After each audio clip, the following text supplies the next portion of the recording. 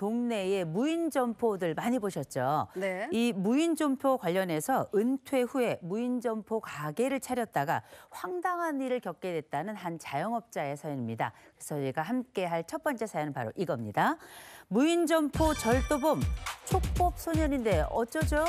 자세한 이야기는 꽁트로 먼저 만나보시죠.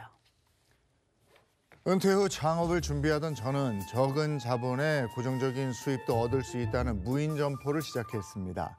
아파트와 주택가 근처에 위치해 수입도 그럭저럭 괜찮았고 사람들 역시 동네 주민들이라 훔쳐갈 걱정 없겠구나 안심하던 어느 날입니다. 아니 이게 뭐야?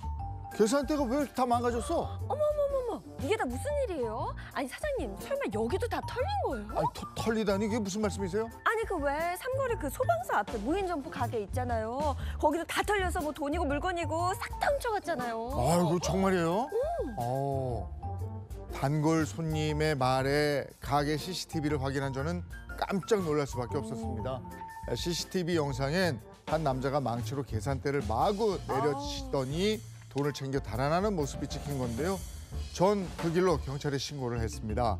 그리고 며칠 뒤 잡힌 범인을 보는 순간 저는 믿을 수가 없었습니다.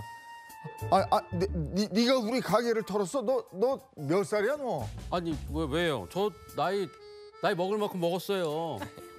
13살이에요, 13살. 어머머머. 얼마 안 있으면 이제 중학교도 간단 말이에요. 13? 야, 아우 정말. 너 부모님 어디 계시냐? 당장 부모님 모시고 와. 네, 사장님 저희 엄마 여기 안녕하세요. 모시고 갔어요. 아주머니가 이 아이 보호자 되세요? 예, 제가 우리 진택이 엄마인데 무슨 일이세요? 아니 대기 아드님이 지금 저희 가게에 들어와서 망치로 계산대 다 부시고 어머. 돈 훔쳐가고 이랬단 말이에요. 이거 어떻게 하실 거예요? 돈을 훔치다니요. 아니 우리 진택이가 했다는 증거 있어요? 증거 있어요? 이거 보세요 이거. 어? 여기 소도둑놈 같이 생긴 남자. 어머, 대기 아드님 맞죠? 어머, 버젓이 이렇게 CCTV까지 찍혔잖아요. 이거 보시라고요. 소도둑처럼 생긴 우리 아들 맞네. 어머 세상에. 아니 진택이가 왜? 선생님 한 번만 봐주세요. 우리 애가 아직 등치는 큰데 어려서 잘 몰라요. 한 번만 용서해주면 안 될까요? 우리 잘 좀 교육시킬게요. 죄송합니다. 엄마 괜찮아. 그 뭐 사과를 하고 그래. 나는 촉법소년이라서 이런 거 처벌도 안 받아. 아이고 이놈아, 내가 못 산다 너 때문에. 아이고 죄송합니다. 아이고. 알고 보니 아이는 동네 불량 청소년으로 유명했고 부모님까지 직접 만나 사과를 받았지만 보호자 역시 피해를 변제할 능력이 없다고 호소하는데 촉법 소년이라 법적인 처벌을 받지 않는다면서 당당한 아이의 미래를 생각해 이대로 참고 넘겨야만 하는 걸까요? 대체 제가 입은 피해를 어디서 보상받아야 될까요? 그러네. 야, 요즘 아이들 무섭다 그러는데 정말 진짜. 촉법 소년이라 괜찮아요 이러면서 다 아는 거예요. 맞아요. 그렇죠. 야, 이 자세한 얘기 좀 전해주세요. 네, 자세한 얘기는 이렇게 됩니다. 2023년 12월에 있었던 일이었는데요. 무인 점포를 운영하던 이 A씨가 수십만 원의 현금을 도난당하게 됩니다. 범인을 잡기 위해서 CCTV를 돌려보고서 A씨는 깜짝 놀라게 되는데요. 왜냐하면 한 남자가 매장에 들어와서 이 품에 망치를 품고서 있다 꺼내서 계산대를 마구 내려치고 돈을 챙겨 달아나는 모습이 CCTV에 찍히게 된 겁니다. 당시에 이 남자 주변에는 망을 보는 이 공범들까지 있었는데요. 이 일행들이 이 일대에서만 4-5곳의 무인 점포를 털었고 훔친 돈만 무려 800만 원이 넘었습니다. 이 A씨의 신고를 받고 경찰이 다음 날 범인을 붙잡았지만 이 A씨는 더 큰 충격을 받았던 것이 바로 이 범인들이 중학교 2학년이었고요. 여기에는 만 13세 촉법 소년도 함께 포함되어 있었기 때문입니다. 그래서 이 소년들이 결국 검찰로 송치가 됐고 그중에 한 명 촉법 소년은 소년부로 송치될 예정이었는데 이 A씨는 이 나이 어린 이 촉법 소년을 어떻게 해야 되나 이 고민에 빠지게 된 겁니다. 아유. 영상을 보니까 정말 한두 번 해본 솜씨가 아니에요. 어디를 이렇게 해서 그렇죠. 부서지는지 그걸 알고 밖에 망 보는 사람도 있었고 네. 근데 자꾸 보니까 중학교 2학년 거기에 13살짜리 촉법 소년도 있었다. 야, 이거 정말 충격적인 거 아닙니까? 네. 이 상담 현장에선 사실 이런 일들이 생각보다 꽤 많이 있는데요. 최근에 저희가 함께 상담했던 사례 중엔 어떤 게 있었냐면 11살 된 남자아이가 있는데 네. 요즘 애들은 인터넷 세계에 들어가면 다크웹이라고 하는 굉장히 좀 어둠의 사이트 같은 게 있는데 여기에 이 어린애가 접속을 해가지고 거기서 나쁜 사람들을 만난 겁니다. 그래서 실제 그 사람들을 통해서 대포 통장을 만들고요. 그리고 나서 우리가 흔히 말하는 그 도박하는 하우스, 온라인 하우스를 거기서 개장을 하게 된 겁니다. 이거 어마어마하게 큰 벌이거든요. 이 맞아. 아주 대단한 벌을 받아야 될 이 그 항목이었는데 어쨌든지 간에 이게 일이 커지기 전에 얘가 정말 반성하고 하면서 이 일을 그만두게 되고 대신에 여기에 관련돼 있던 다른 그 나쁜 어른들은 좀 잡히게 된 이런 상황이 있었거든요. 지금 우리가 뭐 매장을 터는 거 이런 문제도 굉장히 엄청난 일이지만 실제 현장에서는 요새는 최근에 인터넷을 통한 이 촉법소년들의 맞아요. 이 어마어마한 범죄가 상당히 많기 때문에 부모님들 정말 자세히 살펴보셔야 됩니다. 지금 뭐 이호선 교수님 말씀하신 뭐 다크웹을 네. 통해서 나쁜 어른을 만나서 대포 통장을 개설하고 이것도 좀 놀라운데요. 정말 걱정해야 될 부분들이 요즘 아이들의 그 범죄 행각이 갈수록 더 대담해지고 있다고 합니다. 네, 정말 우려스러운 상황인데요. 23년도 10월에는 어떤 일이 있었냐면 네. 무인 매장에 다 CCTV 있잖아요. 그러니까 얼굴이 드러나지 않게 하려고 오토바이 헬멧을 쓰고 키오스크를 아예 뜯어 가져갔던 고등학생이 있었습니다. 굉장히 좀 우려스럽죠. 맞아요. 뿐만 아니라요. 2022년도에 있었던 일인데 무인 매장들을 돌면서 대범한 절도 행각을 이어갔는데 이 아이들이 초등학교 3학년 여학생 2명. 아이고. 10살이잖아요. 네, 정말 걱정스럽죠. 근데 더 우려스러운 지점은 마치 이것이요 하나의 놀이 문화, 어머머, 일종의 웬일이야. 챌린지처럼 자리 잡았다는 겁니다. 무인 매장에 이제 아이들이 좋아하는 문교류도 많이 비치가 되어 있고 매장에 이제 현금 같은 부분도 있을 수밖에 없다 보니까 마치 예전에 수박서리처럼 좀 가볍게 생각하는 것 같은데 엄연히 다른 차원이라고 볼 수 있거든요.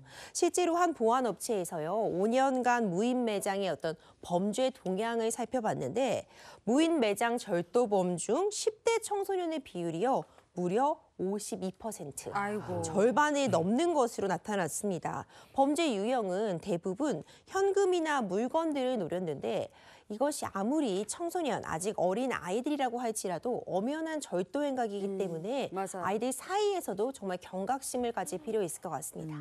이렇게 소년 범죄가 늘어나는 이유 중에 하나가 처벌이 너무 가볍다는 거예요. 근데 촉법 소년 막 이렇게 얘기들 많이 하잖아요. 근데 촉법 소년은 처벌을 안 받는 건가요? 어떻게 되는 거예요? 일단은 방금 말씀하신 처벌이 형사처벌을 의미하는 거라면은 형사처벌은 받기가 어려운 게 맞아요. 그러니까 우리 법 체계에서 일단은 이 나이 어린 청소년들이 이런 범죄를 저질렀을 때 네. 어떤 식으로 처벌을 할 것인가 혹은 처벌이 아니라 교화 내지 재사회를 할 것인가 이런 거에 대해서 일정 수준의 분류를 하고 있거든요. 그거에 대해서 말씀을 드리면 일단 만 10세 이하의 경우에는 범법 소년이라고 해서 무슨 죄를 저지른다고 해도 이 아이들은 처벌을 받지가 않습니다. 왜냐하면 이 아이들은 어떠한 범죄를 저질렀다고 해도 그 범죄에 대한 책임을 묻기가 어렵다라는 부분 때문에 처벌을 받지가 않고 그다음에 만 10세에서 만 14세 네. 여기에 해당하는 이 나이가 이제 연령대가 우리가 흔히 얘기하는 촉법소년. 이 촉법이 법에 닿는다, 닿을 촉의 의미거든요. 이 촉법소년은 형사처벌은 받지 않지만 예를 들어서 범죄를 저질렀을 경우에 아무것도 책임을 묻지 않는 건 아니에요. 소년법에 의해서 이런 보호 처분 같은 거는 내려질 수가 있거든요. 그래서 우리가 어떤 그 촉법소년이 범죄를 저질렀을 때 이 촉법소년들이 얘기하는 게 내가 촉법이다, 나는 처벌을 받지 않는다, 나한테는 아무런 책임도 물을 수 없다. 네. 이런 식으로 약간 적반하장격으로 나오는 경우가 있긴 하지만 아무런 책임을 묻지 않는 건 아니에요.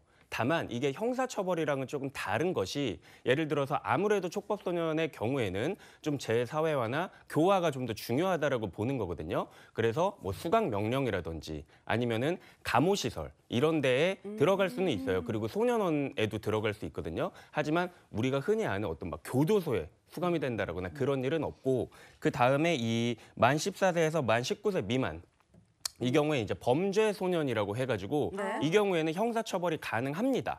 네. 가능하고 이 사건에서는 보면은 좀 혼재돼 있었던 것 같아요. 이 공범들이 있었잖아요. 네. 그러니까 어떤 소년은 촉법소년의 연령에 해당하고 이게 딱 보면은 그 경계선이 중학교 1학년, 2학년 이 수준이에요. 그래서 학교를 빨리 들어가는 학생도 있을 수 있고 맞아요. 그리고 생일이 지나거나 지나지 않은 그런 경우가 있을 수 있잖아요. 그래서 이 동급생이라고 하더라도 어떤 경우는 이제 촉법소년에 걸려서 그 형사처벌을 받지 않는 경우가 있을 수 있고 그렇지 않은 경우에는 이제 형사처벌도 가능한 그런 상황이 있을 수가 있습니다. 네, 그 형사처벌이 가능한 그 기준이 만 14세 이상일 때라고 말씀하셨는데, 근데 뭐 무인 매장에서 아무리 뭐 사소하다는 표현도 좀 사실 그래요. 절도는 절도니까. 절도, 맞아요. 뭐 과자나 아이스크림을 훔쳤다 그래도 훔친 건 훔친 거거든요. 그 실제로 어떻게 처벌할까요? 맞습니다. 말씀 주신 것처럼 훔친 건 훔친 거죠. 이건 법적으로 절도 행위가 분명합니다. 또 바늘 도둑이 소도둑된다. 네. 이런 말도 있잖아요. 절도도 일종의 습성이고 반복될 수 있기 때문에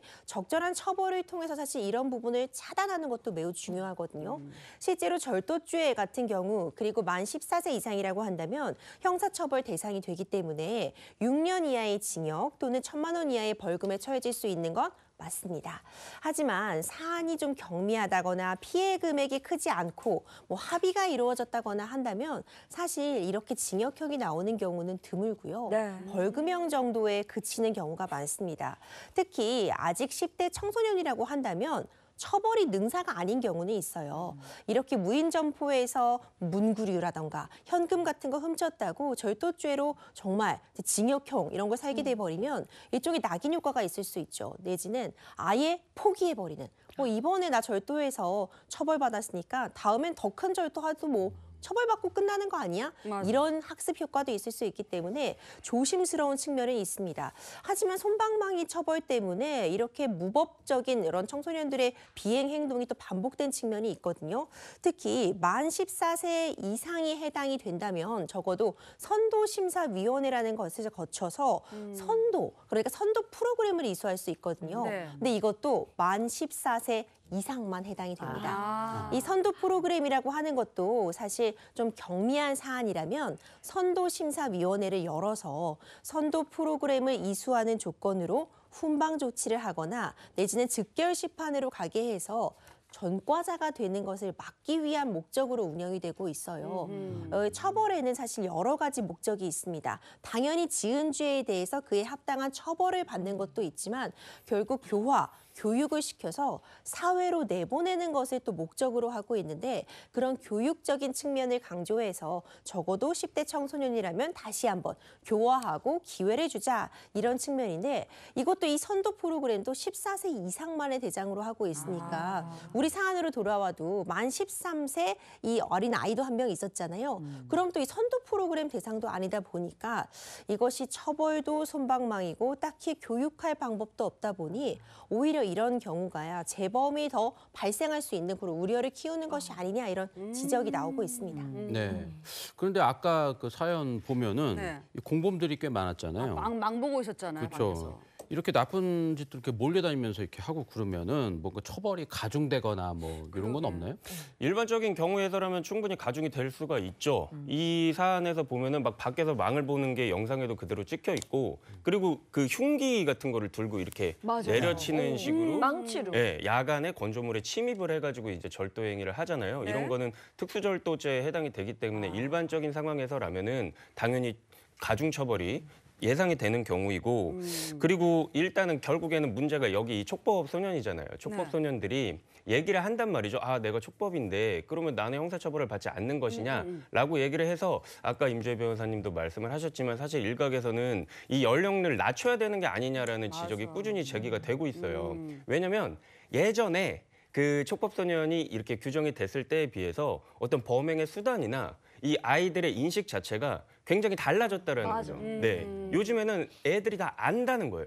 우리 어렸을 때와 좀 다르다는 많이 거죠. 달라요. 예, 그래서 일각에서는 이런 비판도 꾸준히 제기가 되고 있어서 하지만 근데 이게 조금 한 번에 딱 이렇게 잘라서 얘기하기는 좀 어려운 부분이 있는 것 같아요. 왜냐면 아까 말씀 나눴지만 이게 교화의 부분도 충분히 아이들한테는 필요할 수 있는 부분이기 때문에 이런 부분은 좀 더 심도 있는 사회적 논의가 필요하지 않을까 이렇게 생각이 됩니다. 근데 책임 소재 면에서 네. 미성년자의 경우에는 미성년자가 뭘 잘못하면 너 부모님 모시고 와 이렇게 그렇죠. 얘기를 하잖아요. 맞아요. 그 부모님이 대신 책임을 책임지는 이런 건 없는 겁니까? 일단은 부모님이 네. 형사처벌을 대신 받아줄 수는 없겠죠. 아. 네, 이건 뭐 소년원 뭐 보호처분 이런 것도 다 마찬가지고, 다만 이제 이 절도 사건에서 보면은 금전적 손해가 이 점포 주인한테 발생이 됐잖아요. 네. 그러면 이 책임을 물을 수 없는 연령의 경우에는 부모에게 책임을 물을 수 있단 말이죠. 이 민사 책임에 관한 경우에서는요.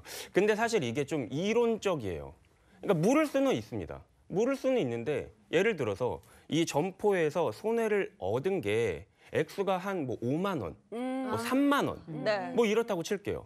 그럼 현실적으로 이걸 민사소송을 그 부모한테 제기를 해가지고 뭐 내가 지금 3만 원의 피해를 얻었으니 뭐 민사소송 얼마 걸려 1년 반.